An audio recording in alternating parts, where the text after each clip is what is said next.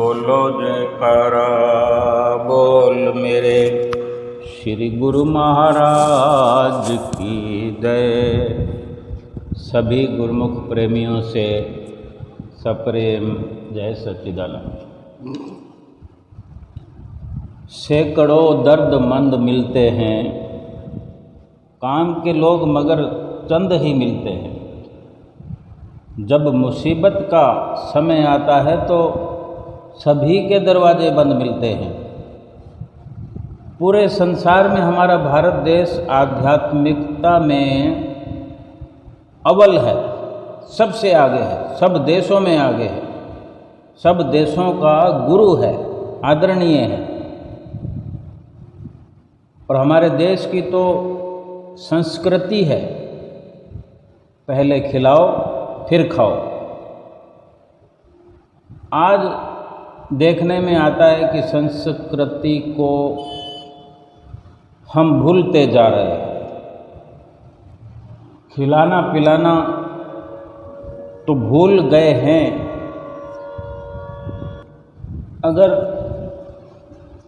हम इस प्रकार से विचार विमर्श अपने अंदर से करें, मंथन करें कि क्या वास्तव में वो संस्कृति है हमारे अंदर, कि जो हमारे पुरखों का वक्त हमने देखा हो, सुना हो या पढ़ा हो कि किस प्रकार आदर सम्मान के नज़रिए से हर किसी के साथ व्यवहार किया करते थे, वो आज कहाँ है? क्यों हम भूलते चले जा रहे हैं, भूल गए हैं? केवल यही ख्याल रहता है कि कमाई कहाँ से होनी है, लाभ कहाँ से होना है, जिससे लाभ होना है उसी के साथ केवल व्यवहार करना पसंद करते हैं, उसी से ही बातचीत करना पसंद करते हैं, उसी के साथ ही अपनी संगत रखते हैं, उसी के साथ ही हमारी बैठक होती है। यानी कुछ कुर्बानी का नज़रिया, कुछ आदर का नज़रिया, मान सम्मान का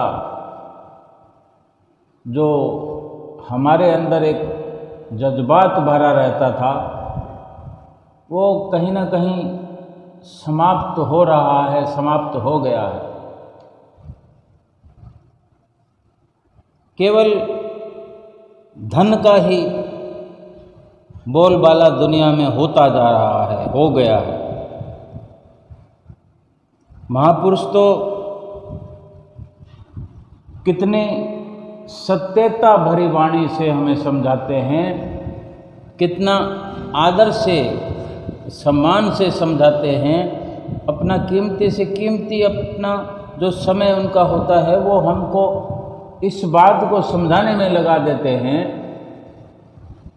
कि सच्चाई जो है हम उस पर कितना चाहे पर्दा डाल लें, कितना उसको धूमिल कर रहे हैं, धूल उसके ऊपर चढ़ जाए, लेकिन सच्चाई तो सच्चाई है। ये सामाजिक चर्चा है, ये एक इंसान के लिए इंसानियत के जो ये विचार हैं, ये केवल इंसान होने से ही लागू होते हैं इंसान पर, कि ये इंसानियत इंसान के अंदर होनी चाहिए। किसी से बिना मतलब के व्यवहार करना, किसी के लिए दया करना। महापुरुष ये फरमाते हैं, इतने प्यार से समझाते हैं कि जिस धन के लिए हम बावड़े हो रहे हैं, सब कुछ भुला दिया है, केवल धन इकट्ठा करने में लगे हुए। संत महापुरुष हमें समझाते हैं कि हम बिना धन को जोड़े, बिना धन के पीछे भागे, धन के लिए रात और दिन परेशान हुए बिना भी हम धनवान हैं। पर आगे कुछ आसान इस सवाल को या इस सवाल के उत्तर को भी आसान करते हुए इशारा करते हैं कि जिस इंसान में ये 6 बातें हैं वो इंसान दुनिया का सबसे बड़ा धनवान है। सबसे बड़ा धनवान का ये मायने है कि इतनी बड़ी दुनिया है, यानी अरबों लोग इस दुनिया में रहते हैं, पूरी दुनिया में, हिंदुस्तान में नहीं पूरी दुनिया में अरबों लोग रहते हैं। उनमें सबसे बढ़कर धनवान ऐसा क्या है इन 6 बातों में, हम भली भांति जान सकते हैं कि पहली जो संतों महापुरुषों की वाणी का इशारा है जिस बात में, वो ये है कि हम मन के अंदर विचरण करें, मन के अंदर गोता लगाएं, अपने विचारों को देखें या अपनी विल पावर को समझने का प्रयास करें कि हमारे अंदर ये 6 बातों का कुछ अंश है या नहीं है। नहीं है तो क्या पैदा किया जा सकता है, अपने अंदर ये इन विचारों को परिपक्व किया जा सकता है, क्या हम कर सकते हैं। पहली बात यह है कि क्या हम अपने से किसी कमज़ोर को खिला सकते हैं कि नहीं। अपने से कमज़ोर को खिलाना, हमारे पास चाहे 4 रोटी हैं लेकिन हमसे भी ऐसा कमज़ोर कोई ना कोई दुनिया में अवश्य मिलेगा हमें, जिसके पास 2 रोटी भी ना हो या जिसके पास रोटी हो ही ना। वक़्त पर किसी को 1 रोटी मिल जाने पर भी उसे ऐसा लगता है कि जीवन दान मिल गया हमें। किसी न किसी ने तो उसको 1 रोटी अगर दी है तभी वो ऐसा महसूस करता है कि 1 रोटी से जीवन दान मिल रहा है, यानी राहत मिल गई। 1 रोटी से कुछ समय निकल जाएगा, उसका शरीर चल जाएगा, शरीर के साथ जीवात्मा को भी कहीं ना कहीं संतुष्टि मिलती है। तो हम अपने विचारों को जानते रहें और इसी प्रकार दूसरी जो वाणी है संतों की वो ये है कि क्या हम अपनी वासनाओं को, कामनाओं को अपने कंट्रोल में कर सकते हैं। वासनाएं और कामनाएं कई प्रकार की होती है, यानी जो और अधिक से अधिक इकट्ठा करने की जो विचारधारा हमारे अंदर रहती है, यही कामनाएं हैं, वासनाएं हैं। क्या इनको हम कंट्रोल कर सकते हैं, इन पर रोक लगा सकते हैं, इनको रोक सकते हैं। अब तक रोकने की कोशिश ना की हो, लेकिन ये देखना है हमारे अंदर कि क्या हम शुरुआत कर सकते हैं इन कामनाओं पर रोक लगाने की। और अगर जवाब हाँ में मिलता है, अपने आप से पूछना, अगर रोक लगा दिया, रोक लगाना जानते हैं, तो इससे बढ़कर दौलत दुनिया में कुछ और नहीं है। यानी बिना किसी चीज़ को प्राप्त किए ही उसको पा लेने का आनंद, उसको पाने का सुख, वैभव हमने प्राप्त कर लिया। तीसरा जो हमने अपने अंदर देखना है वो यही कि क्या संसार में रहकर मोह माया से ऊपर उठकर रह सकते हैं।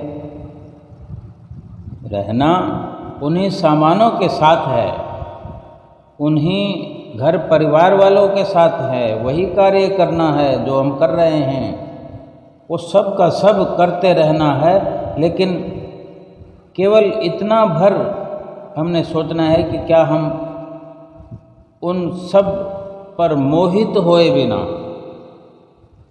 उन पर उनसे आसक्ति किए बिना क्या हम रह सकते हैं।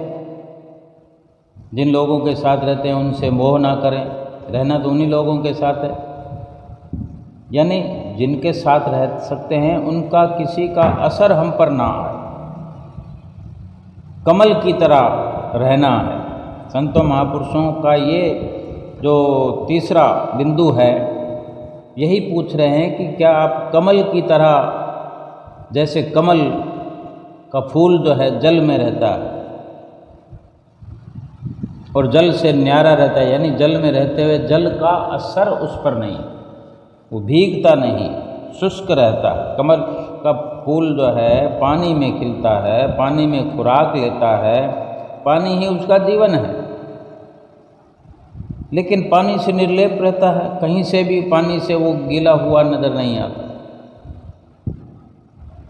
ये कमल की तरह इस संसार में रहने का जो नुस्खा अगर हमें आ जाए, तो ये तीसरा जो बिंदु था, तीसरा जो एक काबिलियत का अपने आप में जो गुण है, ये भी अगर हमारे अंदर है तो हम सबसे बड़े धनवान हैं दुनिया के। चौथा, इसी तरह क्या हम अपने अंदर देखें कि हमारे अंदर सहनशीलता है, क्योंकि सहनशीलता भी बहुत बड़ी दौलत है। सहन करने की ताकत हमारे अंदर है, सहन करने की दौलत हमारे अंदर है। अगर हमारे अंदर ये मौजूद है, हम अपने आप से पूछने पर क्या हम ये देख पा रहे हैं कि जवाब हाँ में है, यानी हम सहनशील हैं, तो बहुत बड़ी दौलत है। ऐसे ही पांचवा गुण जो है, पांचवी बात जो है वो ये कि क्या हमारे अंदर श्रद्धा है। संत महापुरुष जो इशारा कर रहे हैं, हमें जैसे नित्य प्रति श्री परमहंसों के वचन सुनने का अवसर मिलता रहा है, मिल भी रहा है और मिलता रहेगा। जैसे नित्य नियमों की पालना के बारे में इस प्रकार के वचन हम कई बार सुनते हैं कि बड़ी श्रद्धा से पालना करनी है नित्य नियमों की, बड़ी श्रद्धा से दर्शनों को अपने अंदर बसाना है, बड़ी श्रद्धा से सत्संग को सुनना है, श्रद्धा से अमल करना है। श्रद्धा की जो श्री गुरु महाराज जी नित्य नियमों के बारे में हिदायत करते हैं, वही एक लाइन जो है महापुरुषों का ये इशारा हमारे लिए कि क्या हम श्रद्धावान हैं। अब श्रद्धा को नित्य नियमों में भी करना है, नित्य नियम जो है श्रद्धा से करने हैं, तो ये गुरु पे भी श्रद्धा हो गई, सतगुरु के चरणों में हमारी श्रद्धा हो गई, तभी उनके बताए हुए नियम हम श्रद्धा से कर सकते हैं। यानी श्रद्धा माता पिता के प्रति, अपने सद्गुरु के प्रति, अपने आचार्य के प्रति, भगवान के प्रति, भगवान के नाम के प्रति श्रद्धा, कुछ विनम्र भाव, यानी बिल्कुल अपने आप को सभी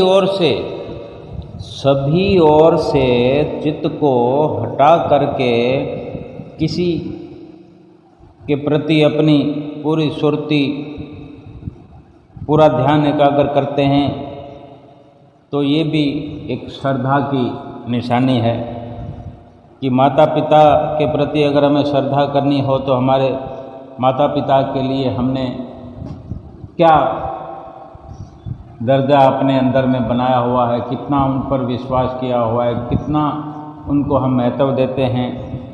तो ये श्रद्धा की बात है। सतगुरु के प्रति कितनी श्रद्धा है, विश्वास होगा उन पर तभी श्रद्धा भी जगेगी। इसी प्रकार छठा जो विचार हमने अपने अंदर देखना है कि हमारे चित्त की इस स्थिरता, यानी मन का ठहराव, दुख हो सुख हो, इन सब में हमारा चित्त, हमारा मन समदृष्टा बना रहता है या नहीं। चाहे सुख आ जाए, चाहे दुख आ जाए, कैसी भी घड़ी आ जाए, कैसी भी वार्ता कहीं हो, सम बने रहना, एक ही अवस्था में। सुख आए तो उछलना नहीं, दुख आए तो रोना नहीं। इस प्रकार की 6 बातें हैं तो हमारे पास सुख, आनंद, खुशी, इस प्रकार का अभाव हो ही नहीं सकता। भरपूर हमारे अंदर खुशी, आनंद हर समय समाया रहेगा। और इनके होने का मतलब यह नहीं कि अगर ये हैं या इनको खोज करके पैदा करना है अपने अंदर से ही, कुछ इसमें लगना नहीं है।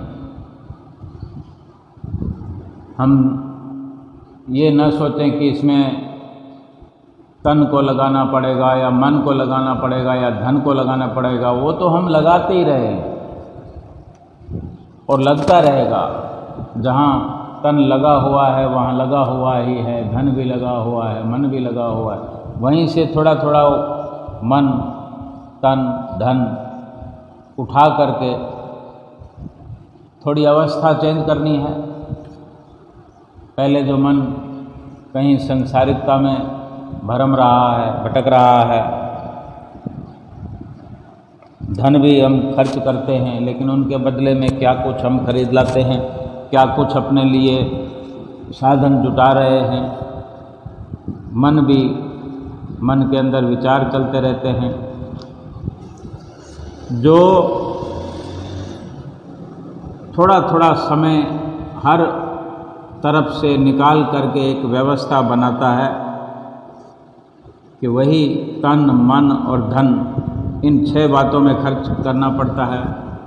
हम अगर किसी को कुछ खिलाते हैं तो अलग से व्यवस्था नहीं करते।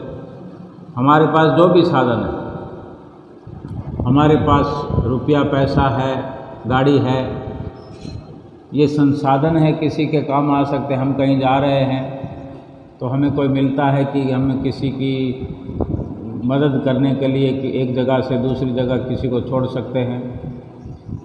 तो इसमें शरीर भी काम आया, मन भी काम आया, धन भी काम आया, लेकिन ना के बराबर, क्योंकि हम तो जा ही रहे हैं, हमने कुछ विशेष नहीं किया। इस प्रकार के कार्य करने से हर तरह से हमारा तन, मन, धन का सदुपयोग होता है और जो उसके बदले में हमें आनंद मिलता है, खुशी मिलती है, सुख मिलता है, वो कहीं बढ़ करके होता है। वास्तव में एक जो बात है ये भी है कि क्या हम किसी को कुछ दे सकते हैं? क्या हम जिस प्रकार से अपनी सुरती को लगाए हुए हैं वहाँ से सुरती को हटा करके बदलाव कर सकते हैं? इस प्रकार की कुछ बातों को अगर हम समझें तो हमारे पास यही उत्तर मिलेगा कि हम ये 6 बातें अपने अंदर रखे हुए हैं और केवल इतना भर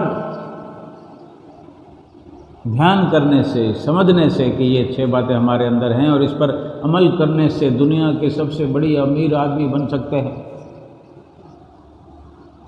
उसके लिए भी महापुरुष हमें समझाते हैं कि जो धन हमारे साथ नहीं जाना और हमने जमा कर रखा है, थोड़ा किसी के लिए खर्च हो गया, जितना भी सही, अगर किसी के लिए खर्च हो गया, हमारे लिए तो हो ही रहा, जितना ज़रूरत है उतना हो रहा, और जो ज़रूरत नहीं है वो बेकार होने के लिए कहीं ना कहीं पड़ा हुआ है।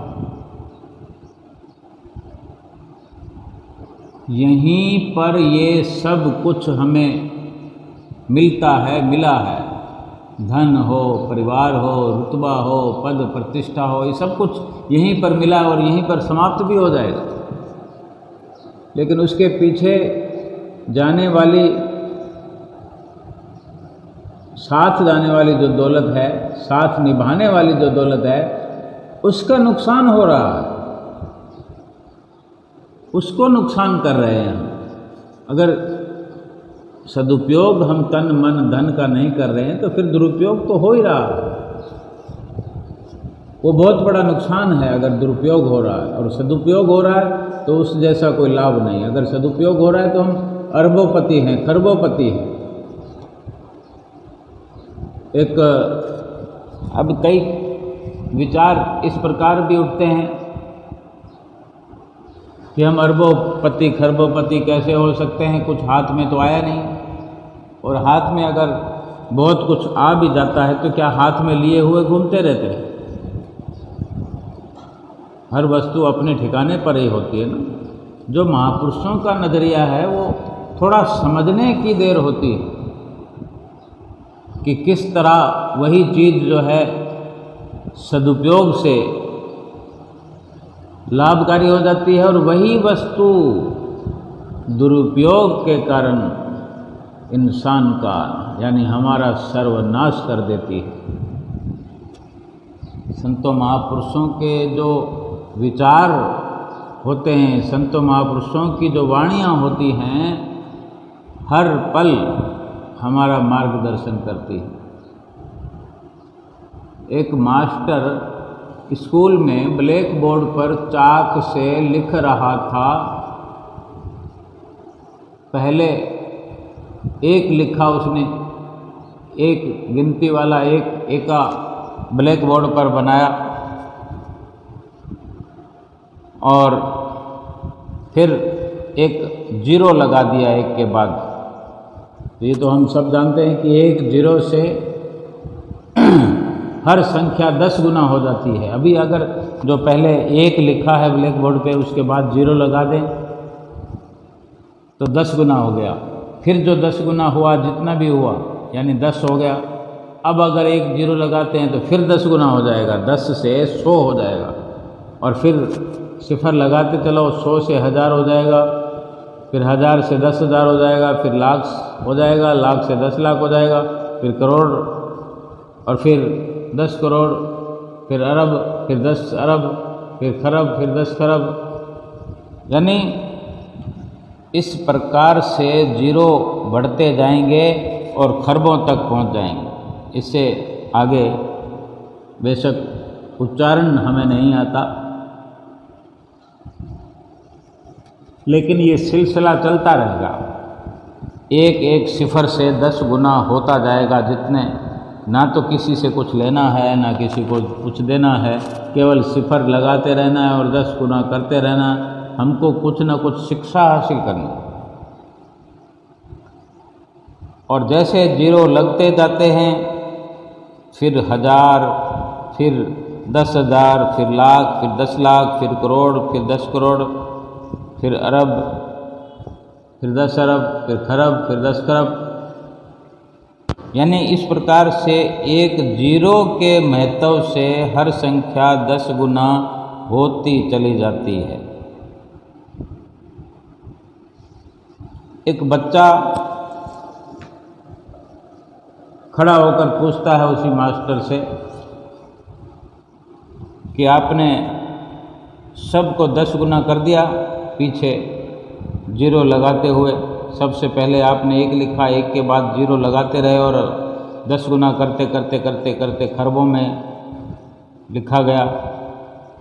तो उस बच्चे ने क्या किया, डस्टर उठाया तो वहाँ उन संख्याओं में आगे जो लिखा था एक नंबर लिखने के बाद ये सिलसिला चालू हुआ था, उस एक को डस्टर से मिटा देता है बच्चा।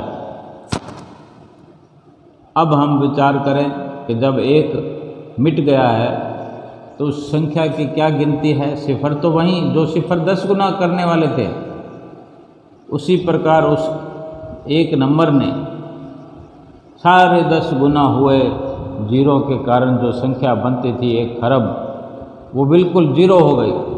एक नहीं तो फिर कुछ नहीं।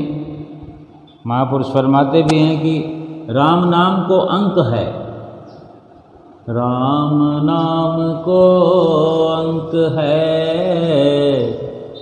सब साधन है शून, अंक रहे 10 गुण है, अंक बिना सब सून, अंक बिना सब सून। ये जो अंक है, एक अक्षर जो है, 1 का हो 2 का हो, ये अक्षर जो है भगवान की तरह ये उस अंक के मायने हो सकते हैं कि ये एक जो है, ये अक्षर जो है, ये भगवान के न्यायी है, भगवान के समान है कि राम नाम को अंक है, बाकी सब साधन है शून। अगर एका लिखा हुआ है उसके बाद जितने जीरो लगाओगे 10 गुना बढ़ते जाएंगे, और जीरो जब हट गया फिर तो बढ़ने बढ़ाने का सवाल ही नहीं। केवल एक हटाने से, अंक के हटाने से, बिना अंक के 0 0 0 0 0 जितने भी जीरो लगे हुए हैं उनकी कोई वैल्यू नहीं।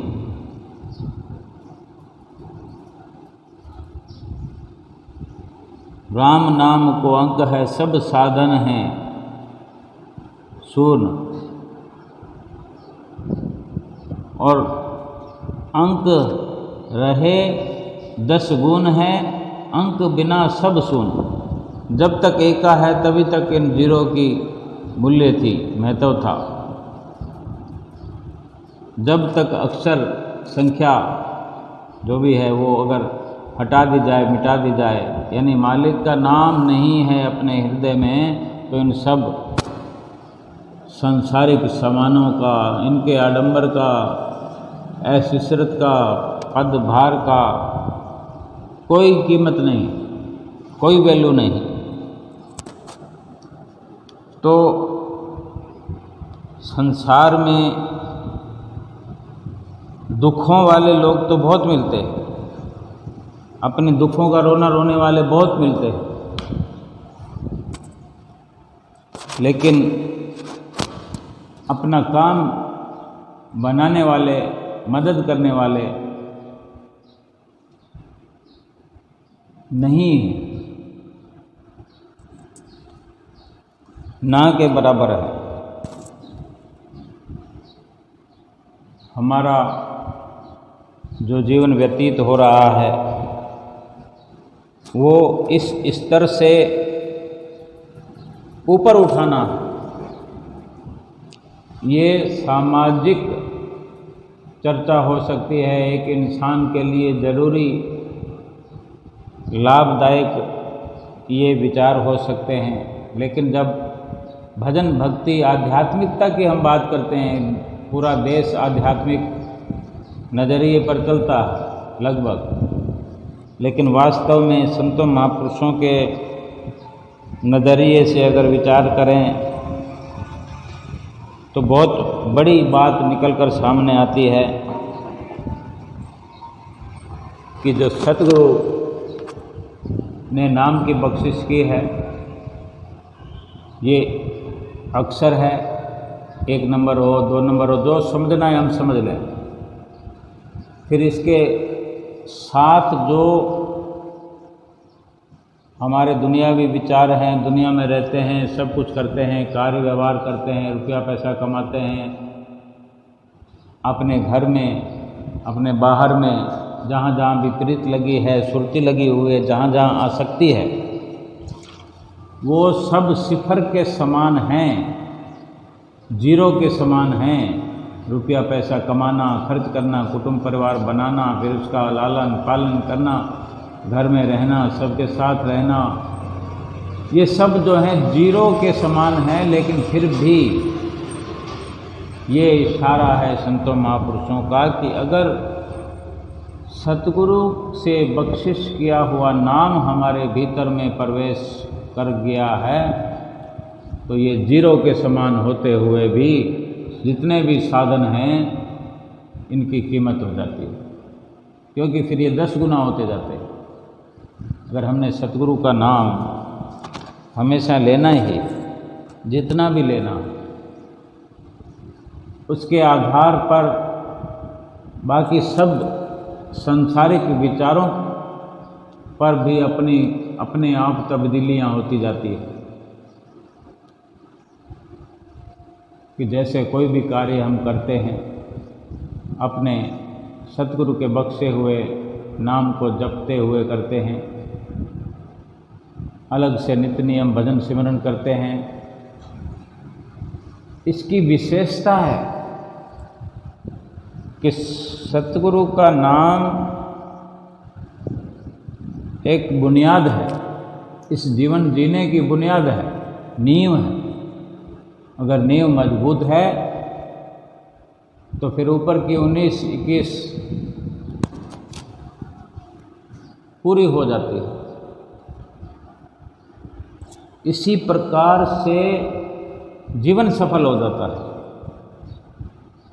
और मालिक का नाम हमारे अंदर बसा ना हो, रुपया बहुत हो, लाव लश्कर बहुत हो, मित्र संबंधी बहुत हो, कुटुंबी बहुत हो, बड़ा भरा पूरा परिवार हो, मालिक का नाम नहीं है हमारे अंदर तो सब का सब बेकार है। अंक रहे 10 गुण है, अंक बिना सब शून। कि जब तक एका लगा हुआ है और जितने भी जीरो लगा दिए जाएं 10 गुना महसूस कर सकते हो, लेकिन वो एक हमारे अंदर नहीं है, सतगुरु का नाम नहीं है, सतगुरु से प्रीत नहीं है। फिर जीरो तो चाहे कितने ही बढ़ाते जाओ, जीरो के बदले में कुछ नहीं मिलता।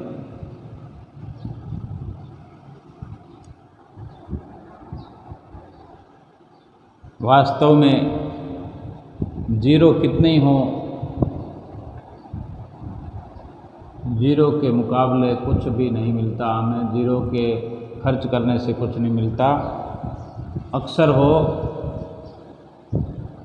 तो वो सारे जीरो जोर पकड़ जाते हैं।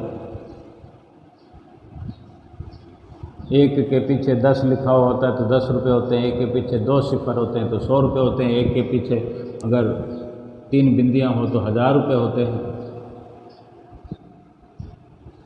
तो क्या हम सतगुरु के नाम रूपी अक्षर को अपने हृदय में नहीं बसा सकते?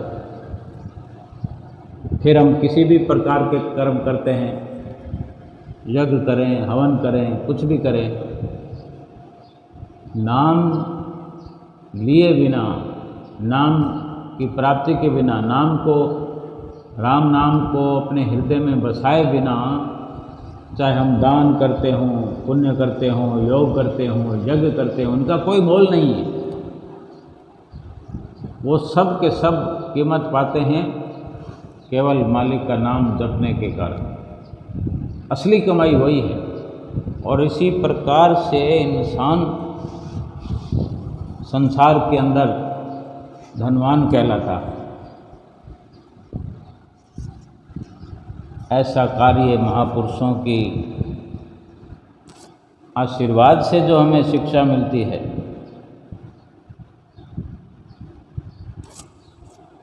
उससे इतना बड़ा लाभ कमाया जा सकता है। हमारी सोच बदल जाती है, विचार बदल जाते हैं। सबसे पहले महापुरुषों की वाणियाँ हमें समझनी पड़ेगी। हमें उनके विचारों पर, उनकी वाणियों पर श्रद्धा रखते हो, श्रद्धा का भाव अपने दिल में पैदा करते हुए फिर अमली कार्रवाई जो सत्संग में हम नित्य प्रति सुने, हम सुनते हैं, सुनते रहेंगे और उन पर जब अमल होते हुए, अमल करते हुए हमारा हर पल व्यतीत होगा, हमारा समय व्यतीत होगा।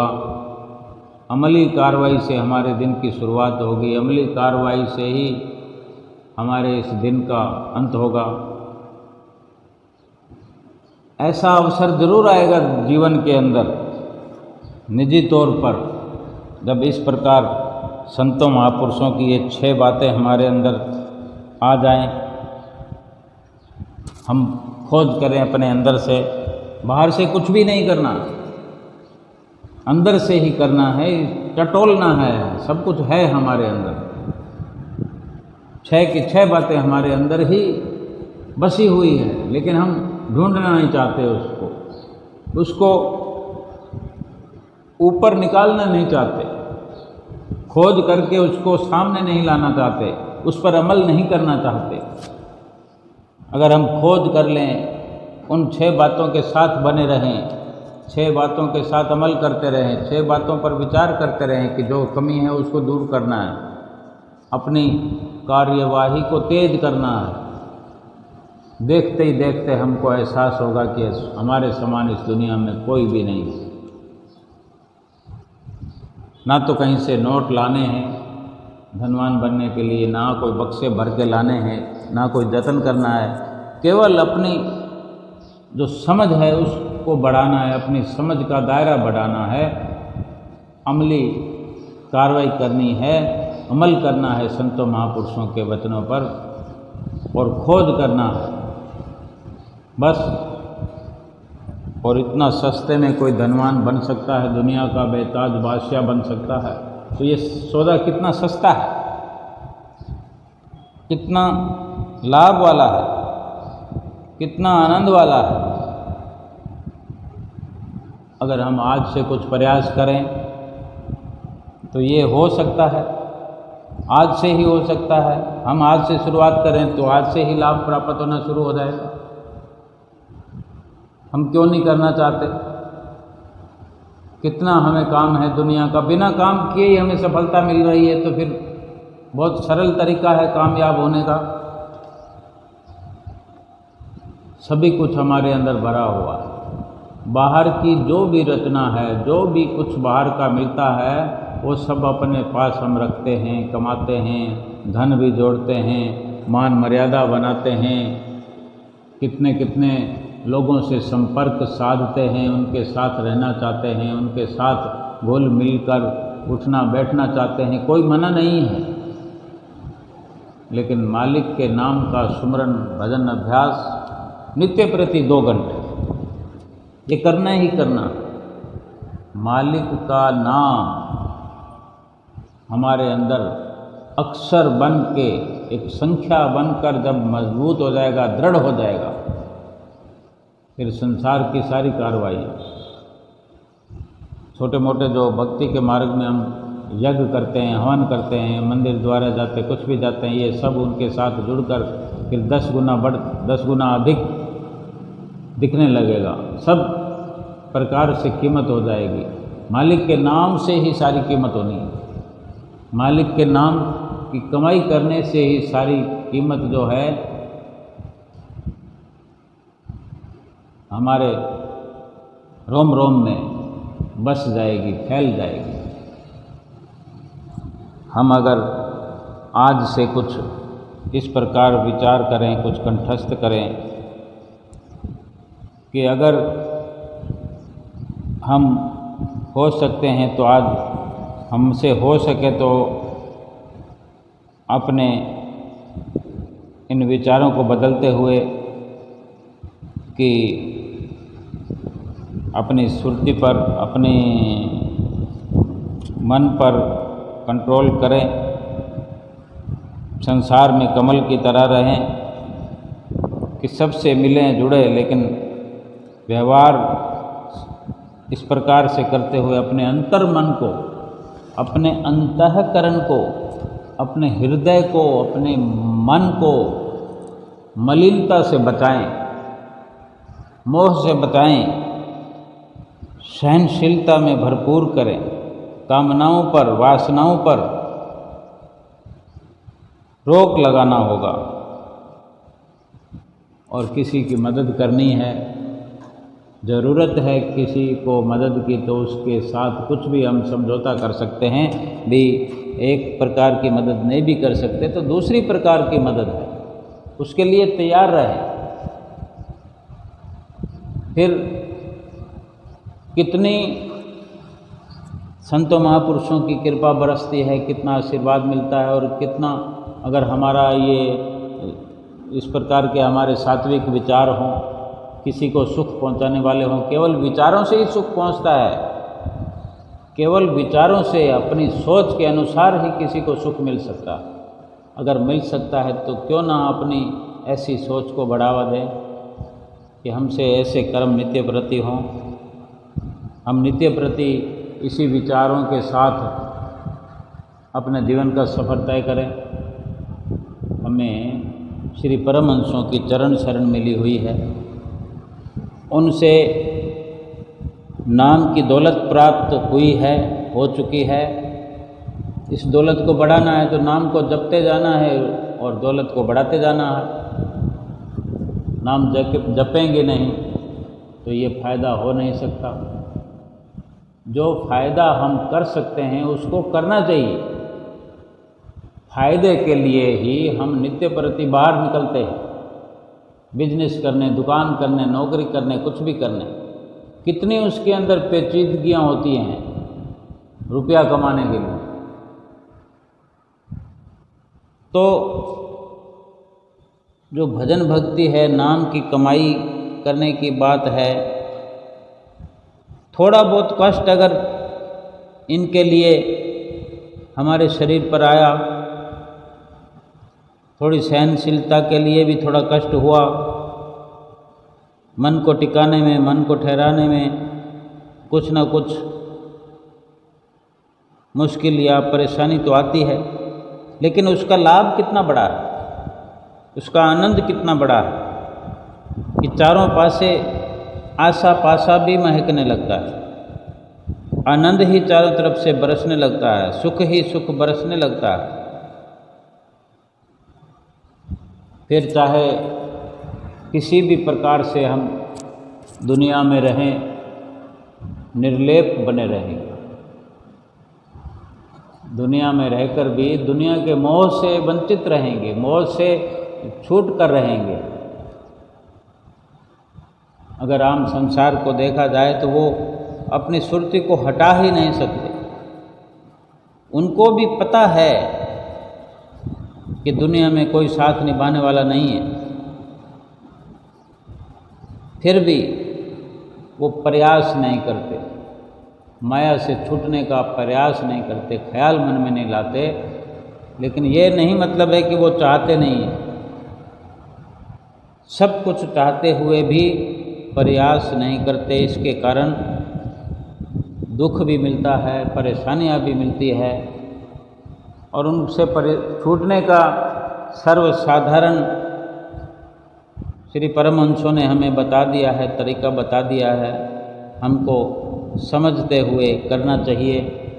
नित्य प्रति श्री आरती, पूजा, सेवा, सत्संग, सुमरन व ध्यान इतना आसान है, इतने आसान नियम हैं, और इतना सब कुशल मंगल वातावरण बनता है। इस प्रकार भक्ति में लगने से, भजन स्मरण करने से, दर्शन करने से, सेवा करने से यूं ही लोक और परलोक सुहेला नहीं हो जाता। इस नाम के अंदर, मालिक के बख्शे हुए नाम के अंदर जो छिपा हुआ है वो ऐसे ही है जैसे एक बीज के अंदर पेड़ छिपा होता है। फिर उस पेड़ के अंदर जाने कितने बीज छिपे होते हैं, और फिर कितने बीजों को अगर लगाया जाए, फिर उनकी जो फसल है वो देखी जाए, दिमाग भी काम नहीं करता। कितना लाभकारी जीवन हो सकता है, कितना आनंद प्राप्त हो सकता है। बेशुमार नाम की दौलत की शक्ति जो है बेशुमार है, अपरंपार है। सतगुरु की लीला जो है अपरंपार। हमारे सतगुरु केवल और केवल हमारे लिए ही संसार में आते हैं, जीने का ढंग सिखाते हैं,